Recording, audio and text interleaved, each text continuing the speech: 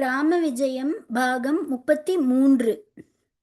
உடனடியாக இலங்கைக்கு படையெடுக்க ராம லக்ஷ்மணர்கள் ஏற்பாடுகள் செய்யத் தொடங்கினர். தசரா புண்ணிய நாளன்று 18 பத்மம். ஒரு பத்மம் என்பது சுமார் 10 பில்லியன்கள் வானரங்களுடனும் ஜாம்பவான் என்னும் ஒரு வயது முதிர்ந்த வானரத்தின் தலைமையில் 72 கோடி வீரர்களுடனும் 56 கோடி இதர வகை குரங்குகளுடனும் போருக்கு கிளம்பினார்கள். மாருதி முதலில் கிளம்பிய சமுத்திர கரையருகே சென்றதும் அங்கிருந்து மேலே செல்ல இயலாமல் அங்கேயே முகாம் அமைத்தனர். இலங்கை முழுவதும் பரவிய இந்த செய்தியை கேட்ட விபீஷணன் ராவணனின் இளைய சகோதரன் சீதையை உடனே அவளது கணவனிடம் ஒப்படைத்துவிட்டு அனைத்து தேவர்களையும் விடுதலை செய்யுமாறு தன் அண்ணனிடம் சென்று கோரினான். என் பேச்சை நீ கேட்காவிட்டால் இலங்கை முழுவதுமே நாசமாகி அனைத்து அரக்கர்களும் அழிந்து போய்விடுவார்கள் என்றான். ராவணனும் அவனது மகன் இந்திரஜித்தும் நாங்கள் அதை பற்றி கொஞ்சமும் கவலைப்படவில்லை. ராமன் எத்தனை குரங்குகளுடன் வேண்டுமானாலும் இங்கு வரட்டும், ஒரே நொடியில் அவர்களை எல்லாம் கொன்று விடுவோம் என ஆணவத்துடன் பதில் சொன்னார்கள். சீதையை ராமனுடன் சேர்க்க முடியவில்லையே, தனது சகோதரனை திருத்த முடியவில்லையே என வருந்திய விபீஷணன் இனியும் அங்கிருப்பது சரியல்ல என முடிவு செய்து நம்பிக்கையான 4 அசுரர்களை உடன் அழைத்து கொண்டு வானரங்கள் தங்கியிருந்த முகாமுக்கு வந்து இளவரசனை காண அனுமதி வேண்டினான். எதிரிகள் என நினைத்து அவர்களை கொல்ல வானரங்கள் முனைய விபீஷணன், நான் ராவணனின் இளைய தம்பியான விபீஷணன், ராமனை காண வேண்டி இங்கு வந்திருக்கிறேன். வாலியை கொன்று சுக்ரீவனுக்கு ராஜ்யத்தை தந்ததாக கேள்விப்பட்டேன். அதே போல ராவணனை கொன்று இலங்கையை எனக்கு ராமன் அளிக்க வேண்டுமென விரும்புகிறேன்.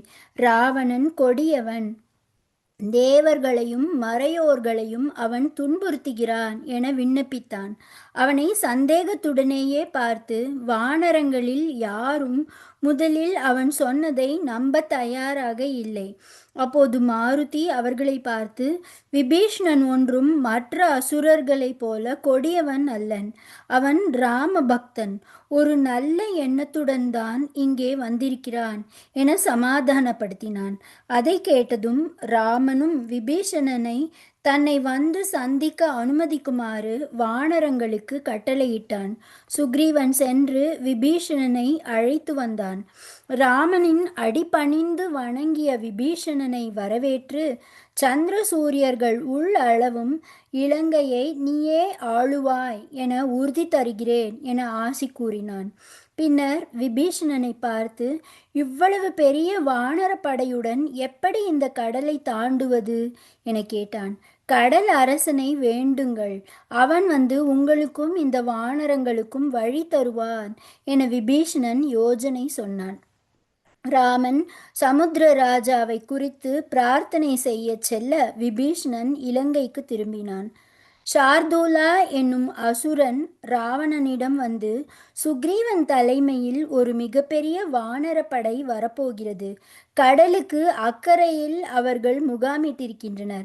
இன்னும் ஓரிரு நாட்களில் அவர்கள் இலங்கைக்குள் வந்துவிடுவார்கள் என்னும் தகவலை சொன்னான். அதை கேட்டதும் ராவணனால் ஏவப்பட்ட சுகன் என்னும் அசுரன் சுக்ரீவனிடம் வந்து, ராமன் ஒரு கொடிய மனிதன், நீ ஏன் அவனுக்கு உதவி செய்ய நினைக்கிறாய்? உனக்கும் சீதைக்கும் என்ன சம்பந்தம்? பேசாமல் உனது படையுடன் திரும்பி சென்றுவிடு.